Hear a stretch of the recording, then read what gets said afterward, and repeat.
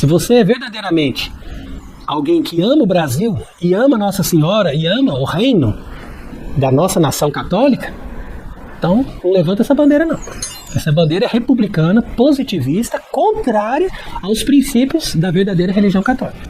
Então eu faço até questão de mostrar esse brasão aqui para as pessoas terem uma sugestão.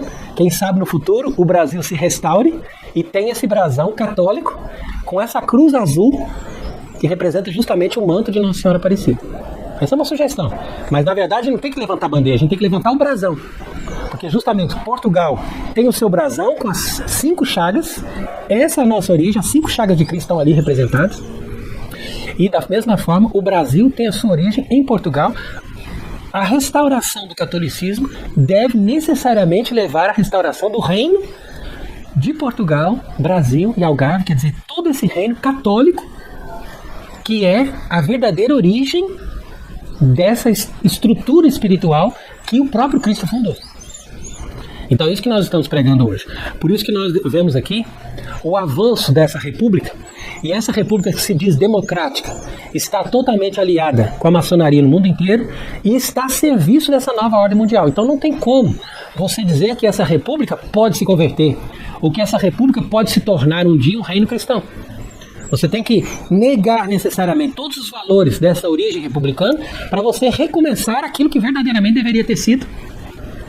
Na medida em que nós estamos dizendo que o corpo foi separado da cabeça, então isso não significa somente a lógica de separarmos a igreja de um verdadeiro papa, mas também separarmos as nações da sua verdadeira autoridade católica legítima que deveria governar essas nações a serviço de Cristo e do Evangelho. Então por isso que Nossa Senhora Aparecida é muito mais do que só revelar o que está acontecendo hoje, esse mistério impressionante da iniquidade instalado no Vaticano, um templo maçônico, onde nós temos um falso Papa governando a igreja e os católicos que pensam que estão tendo um verdadeiro Papa agindo com boa intenção e sendo governados por pessoas que têm uma fé maçônica e não uma fé católica. Então isso é o mais grave, mas não só isso, mas também todas as nações que perderam a sua cabeça, ou seja, as verdadeiras hierarquias, aquelas autoridades, aquelas dinastias, daquelas pessoas que eram formadas para governar aqueles povos em nome de Cristo. Isso é de uma beleza, de uma grandeza impressionante. Se nós realmente tivermos boa vontade de procurarmos na história e conhecermos os verdadeiros reis católicos, não só de Portugal, mas de outras nações do mundo, você vai ficar maravilhado de ver o que é um verdadeiro poder a serviço de Cristo. Tem nada a ver com o que nós estamos vendo hoje, com essas repúblicas que se dizem democráticas. Então, nesse sentido é que você vê o avanço dessa crítica e dessa estrutura de poder sempre contrária ao poder de Cristo na Terra, que é o poder do seu vigário, o poder de um verdadeiro Papa Católico. Então, por isso mesmo, quando Rui Barbosa, que era um elemento que trabalhou muito forte para a República, quando ele escreveu esse livro, O Papa e o Concílio, ele estava justamente fazendo o possível para não permitir que as pessoas aderissem ao dogma da infalibilidade papal. Esse livro é muito importante, uma citação aqui que eu estou fazendo hoje, mas você percebe que o próprio Rui Barbosa, ele faz de certa forma uma defesa da infalibilidade. Melhor do que os galicanos de hoje, que se dizem de direita e que se dizem católicos. Então eu pego a citação aqui, que essa citação é interessante, porque ele fala contra a infalibilidade durante todo esse livro, mas ele diz aqui uma coisa que a gente deve notar. Ele diz, aqui portanto a certeza e a infalibilidade assentam no terreno positivo dos fatos. A igreja não se arrisca à escavação de doutrinas ignotas, desconhecidas, não procura criar novidades, conserva e protege apenas o seu patrimônio hereditário.